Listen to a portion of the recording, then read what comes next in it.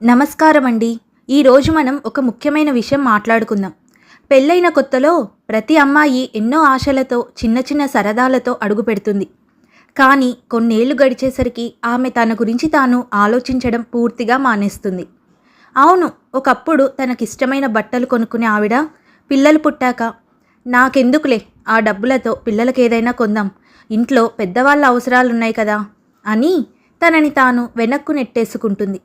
ఇదొక్క బట్టల విషయమే కాదు, ఆమె జీవితంలోని ప్రతి క్షణం ఇలాగే మారిపోతుంది. ప్రతిదానికి ఇంట్లో వాళ్ళు బాగుండాలి, భర్త టైంకి ఆఫీస్కు వెళ్ళాలి, పిల్లలు బాగా చదువుకోవాలి, అందరికీ అన్నీ సమకూర్చాలి. ఇదే ఆమె లోకం. ఈ పరుగుల జీవితంలో తన కోసం ఒక గంట రెస్ట్ తీసుకోవడం కూడా ఆమెకు గిల్టీగా అనిపిస్తుంది. సరదాగా కాసేపు బయటికి వెళ్ళి మనశ్శాంతిగా గడపడం మానేస్తుంది.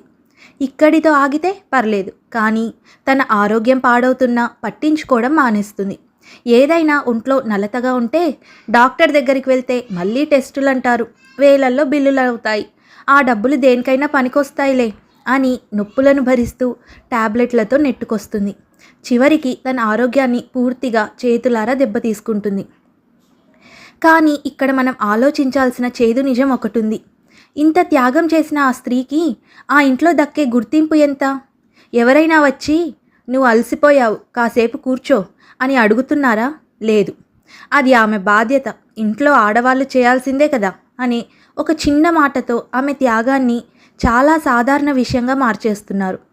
అవును, కుటుంబానికి ఫైనాన్షియల్ ప్లానింగ్ ఉండాలి, పొదుపు చేయాలి, అది తప్పు కాదు. కానీ కుటుంబం బాగుండాలని చెప్పి మన జీవితంలోని చిన్న చిన్న సరదాలను, సంతోషాలను, చివరికి ఆరోగ్యాన్ని కూడా వదిలేసి త్యాగం చేస్తే ఆఖరికి నష్టపోయేది కేవలం ఆడవాళ్లే.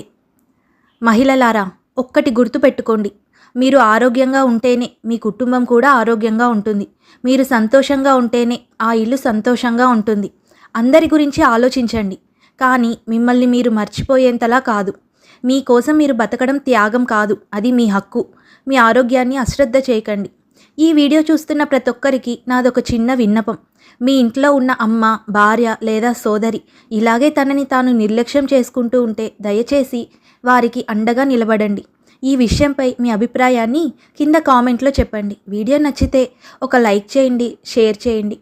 ఛానల్ని సబ్స్క్రైబ్ చేసుకోవడం మర్చిపోకండి. Thank you.